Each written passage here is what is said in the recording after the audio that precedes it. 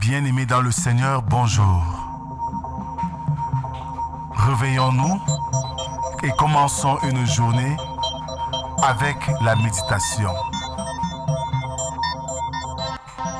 Méditons ensemble est un programme journalier qui nous donne l'occasion de sonder les Écritures, de méditer la parole de Dieu et donner un sens spécial pour notre journée.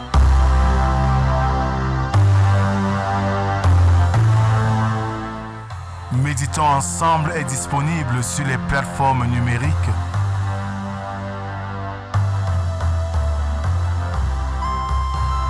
Pour vos sujets de prière, contactez la production au 237 6 91 28 29 85 via WhatsApp. Alors, bien-aimés dans le Seigneur, bonjour. Nous sommes aujourd'hui le mercredi 18 décembre 2024. Victor Hugo, dans son ouvrage Notre-Dame de Paris, déclare ceci. Tout ce qui est mort comme fait est vivant comme enseignement. Je nous invite une fois de plus à écouter la suite du chant que je nous ai proposé hier. Mon Dieu, je veux exalter ton nom, Seigneur, t'enseigne-moi à tous les temps. Toi, tu me donnes les âmes, Sauveur adorable, tu m'as aimé. Je resterai toujours auprès de toi, ô divine force, et je suis à toi.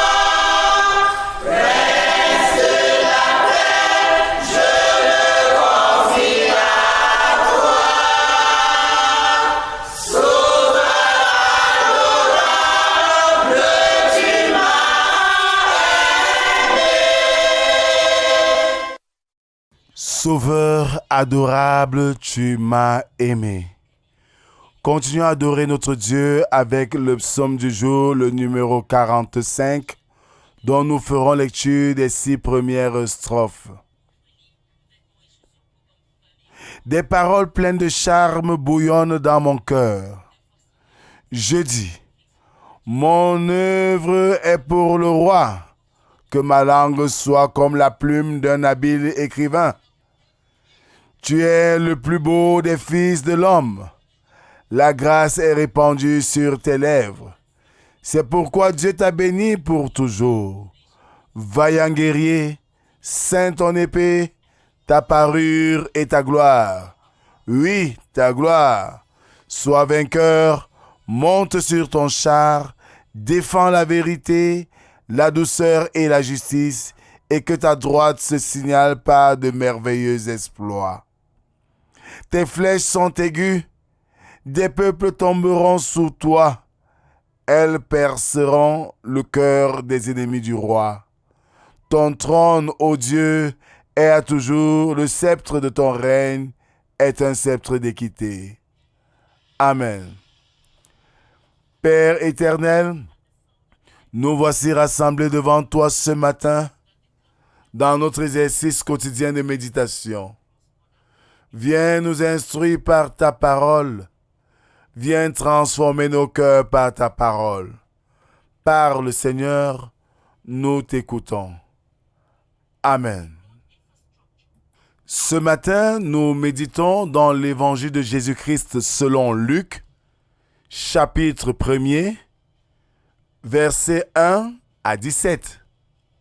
Là, il est écrit, « Plusieurs ayant entrepris de composer un récit des événements qui se sont accomplis parmi nous, suivant ce que nous ont transmis ceux qui ont été des témoins oculaires dès le commencement et sont devenus des ministres de la parole, il m'a aussi semblé bon, après avoir fait des recherches exactes sur toutes ces choses, depuis leur origine, de te les exposer par écrit d'une manière suivie, excellent Théophile, afin que tu connaisses la certitude des enseignements que tu as reçus.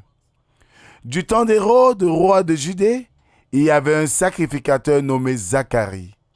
De la classe d'Abia, sa femme était d'entre les filles d'Aaron et s'appelait Élisabeth. Tous deux étaient justes devant Dieu, observant d'une manière irréprochable tous les commandements et toutes les ordonnances du Seigneur.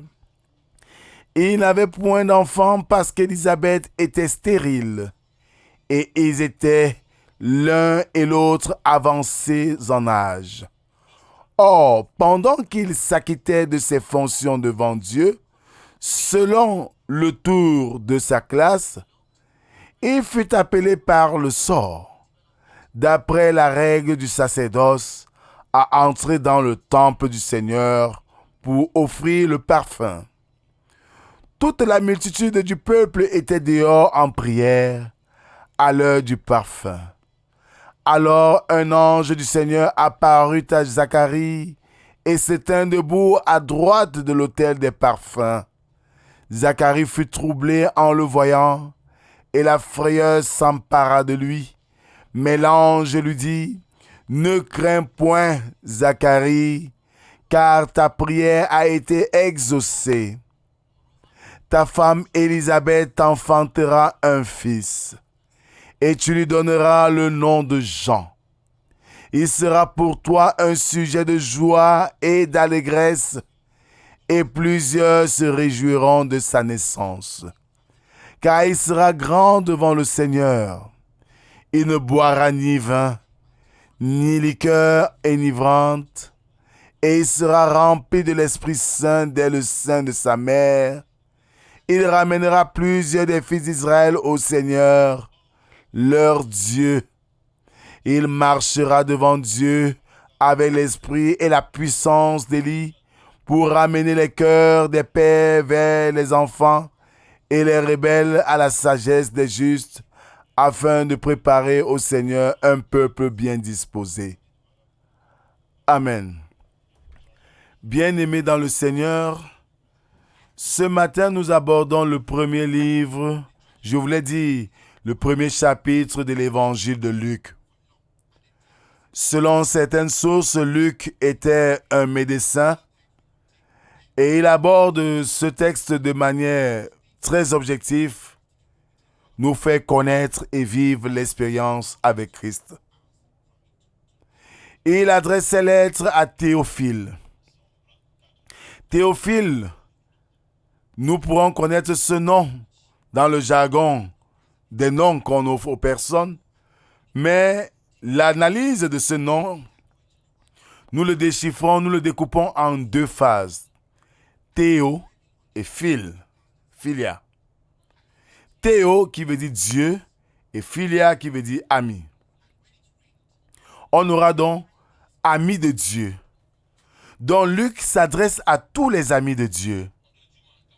Et par cela, il nous montre l'histoire d'un serviteur de Dieu, d'un sacrificateur, qui malgré le fait qu'il soit sacrificateur, n'avait pas d'enfant parce que sa femme était stérile. Il nous arrive quelquefois de nous moquer des hommes de Dieu.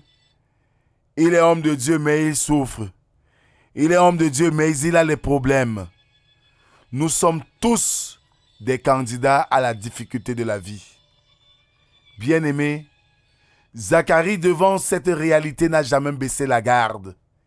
Il est toujours au Seigneur. Il est toujours dans le Seigneur.